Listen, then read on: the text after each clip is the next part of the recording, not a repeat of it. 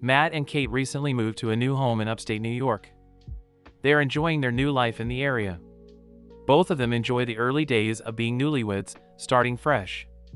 Their new house requires some renovations and repairs here and there, so they start to work around it.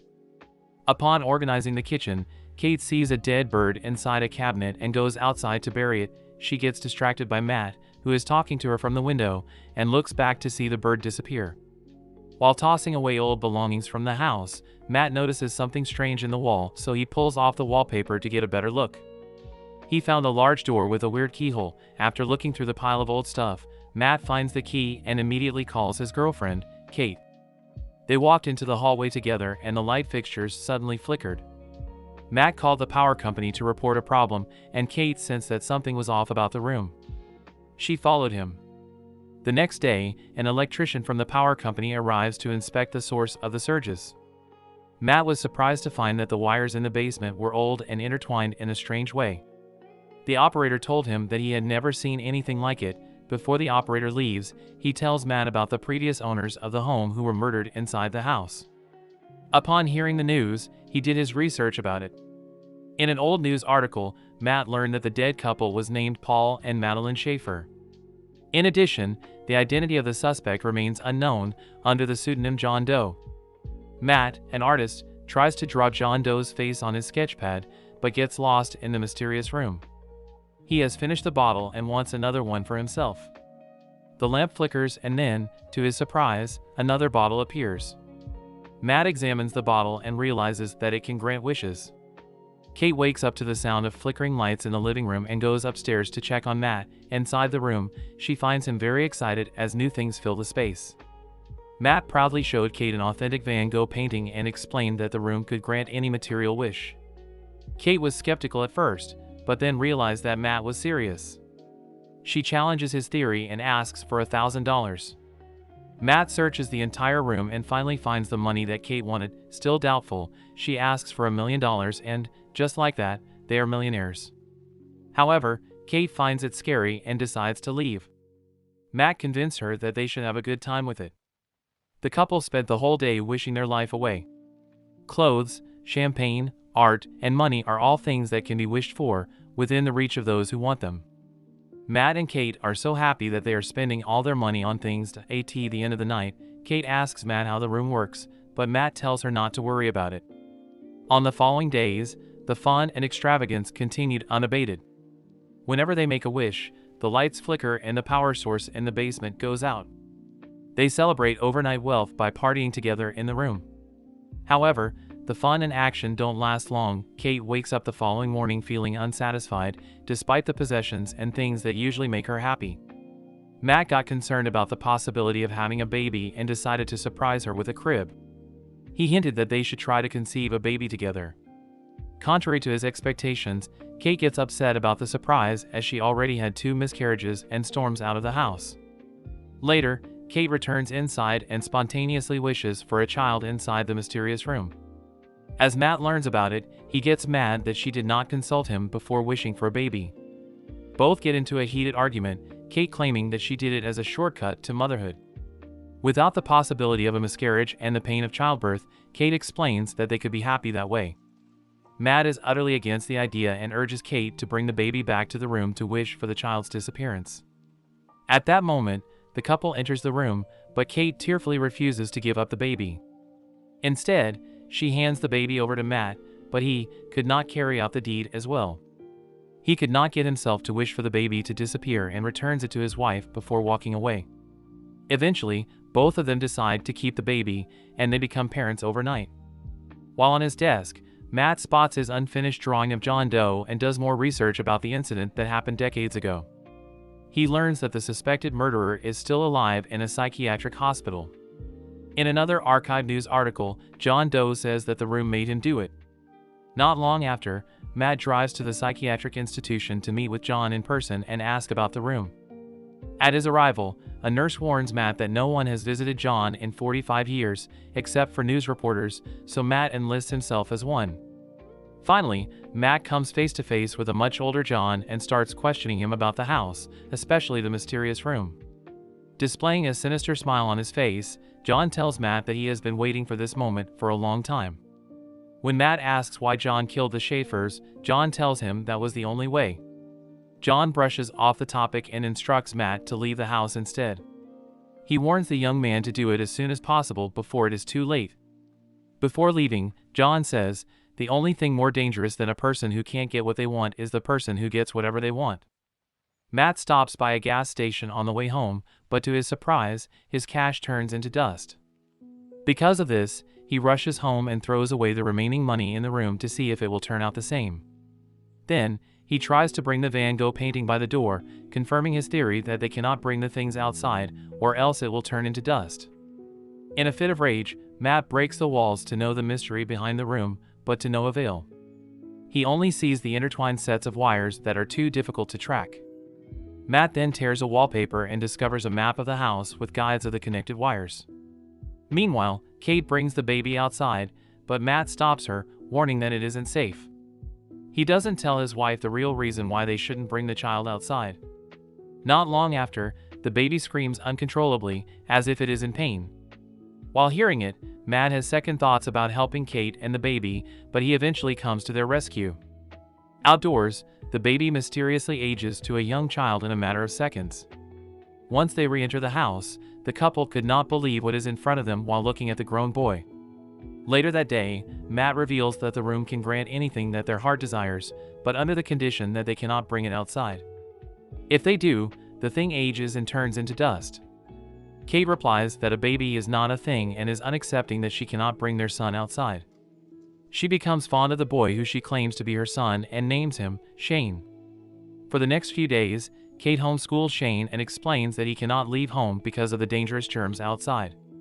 One day, Shane becomes impatient while Kate teaches him how to read, causing him to throw a tantrum. His whole life, Shane has never experienced how it is to be outside. All he has ever known is the walls of the home he can never leave.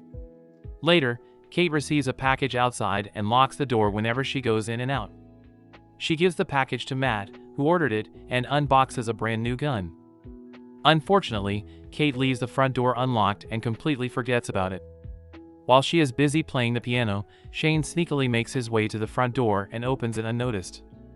He sticks his hand outside and feels the fresh breeze, deeply curious about the outdoors. Suddenly, Kate notices it and rushes to her son angrily. She embraces Shane, relieved that he is safe and unharmed. To prevent Shane from sneaking out, the couple decides to block every window with planks of wood. That night, Kate wakes up to Shane beside her bed, asking if he could sleep beside her. The boy tells his mother that he wants to be with her forever, making Kate hold him closer. However, her words fail to bring ease to Shane's mind as he still looks worried. Matt spends the next few days practicing how to shoot with his newly purchased weapon. He then comes back home and sees Shane playing with a snow globe inside his art studio.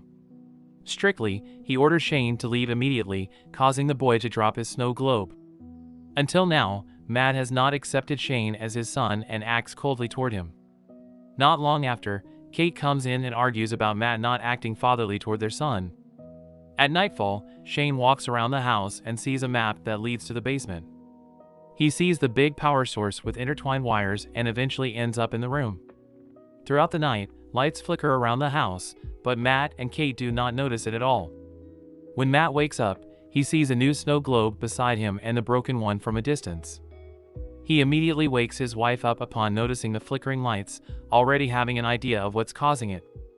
The couple enters the room, and to their surprise, Shane made an outdoor area inside it.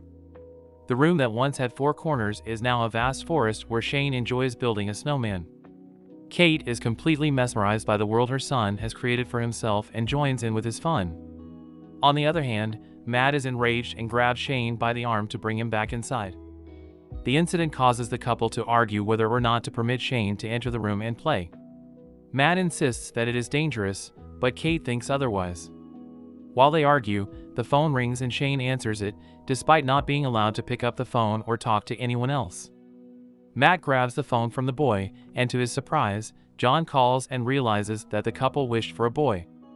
From the kitchen, Kate listens to their conversation with another phone and overhears their whole conversation. John explains that it entails the ultimate sacrifice of life for Shane to go freely outside the house. If Kate dies, Shane can go out in age, like everyone else. Over the phone, John shockingly reveals that he was also a child granted by the room. John's mother killed his father before forcing him, as a young man, to kill her so that he could be free. Then, he tells Matt that he has two options: kill Shane and save Kate, or kill Kate and save Shane. After hearing the conversation, Kate leaves home, causing Matt to worry. She attempts to crash the car, but she could not bring herself to do so. Being alone with Shane in the house, Matt acts frantically and even trashes his studio. Not long after, he prepares dinner for Shane, who sits across from him in the dining room. The curious boy keeps asking him questions, and with his growing annoyance, Matt loses his cool. Shane is told that he is not a real boy, and he does not have parents. Still, in a fit of rage, Matt drags Shane by the front door, but the boy runs back upstairs out of fear.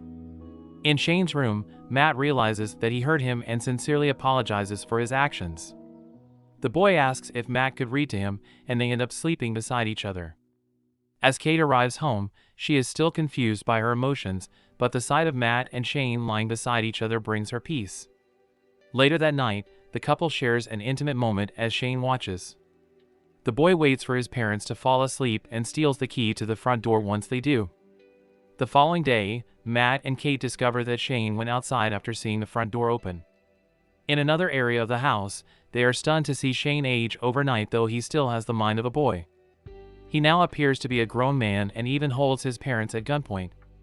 Once Kate gets him to calm down, Matt throws himself at Shane and the two get into a fight. Being thrown onto the floor because of the brawl, Kate slowly loses her consciousness. Moments later, Kate wakes up to Matt, informing her that Shane died after being accidentally shot. Devastated, Kate goes out and breaks into tears, unable to cope with Shane's death. Matt comforts and carries her back into the house, where she continues to grieve. Back in the room where the fight happened, the real Matt gains consciousness and looks for his wife around the house. Still, in a state of panic, he notices flickering lights and gets under the idea that Kate and Shane, who has shapeshifted into Matt, are inside. All the while, Kate is still clueless about Shane being the one in front of her instead of Matt. However, she realizes the truth of the person's identity in front of her after Shane makes one of his habits of eating ice. Matt tries to make his way inside the room with all his will by breaking the wall and passing through all the wires. He finally reaches the room, which is now a forest full of woods. It reveals that Shane used the room to enlarge the outdoor area and duplicate the house inside it. He shapeshifted into Matt to kidnap Kate to the clone home and take advantage of her in a sensual way. Determined to claim his wife back, Matt runs through the woods and finally arrives at the cloned home. He breaks in just as Shane forces himself on Kate in his bedroom. After hearing Matt break in, Shane gets up to prepare for another fight. This allows Kate to get up and leave, but she sees two versions of Matt across the hallway. Her dilemma at the moment is beyond compare as the two have an uncanny resemblance. One of them grabs her by the hand, but she pushes him after calling out Shane's name, which grabs his attention. Shane loses his consciousness after falling down the stairs and transforms into his real appearance. Meanwhile, Matt and Kate cannot get out of the room because Shane keeps wishing for them to be trapped inside. After countless tries of arriving at the same place, Matt stops and thinks of a way out. The pair meet Shane face to face at the door, who approaches Matt and stabs him. Afterwards, Shane comforts Kate, but realizes that they are just clones and copies of the real ones. Matt and Kate quickly run out of the room through the woods as Shane chases after them. Shane gets more aggressive after he is tricked, and eventually he pulls Matt with him outside. Shane realizes that it will cost him his life to run back into the room, so he quickly tries to open the door, but Kate quickly blocks it before he could get inside. Shane yelled, "Mom!" As Kate watches him age, she gazes at him with admiration. Despite his flaws, Kate still cries over his body, having spent a lot of time with him. That moment showed the couple's resilience after a traumatic day. After a month, they moved to a smaller site and settled down peacefully. But not for long. Kate looks in horror at her pregnancy test that comes out positive. She's not sure if the baby belongs to Matt or Shane. Things are not going well. A lamp flickers, and she gets the impression that maybe they're still in the room. In the story, Matt and Kate are completely blinded by the wealth the room has to offer. Armed with unexplainable magic, they become more careless about their desires, even hoping for a child after a series of miscarriages. The light at their new apartment at the end of the hallway gives them a slim chance of still being in the room, or there may be a glitch in the building. One of the most shocking revelations is Kate's pregnancy, which could be either Matt or Shane's child. The night before the big incident, Kate and Matt made love, but the adult Shane also attacked her in the clone house. The mystery of the film revolves around the room and the father of Kate's unborn child.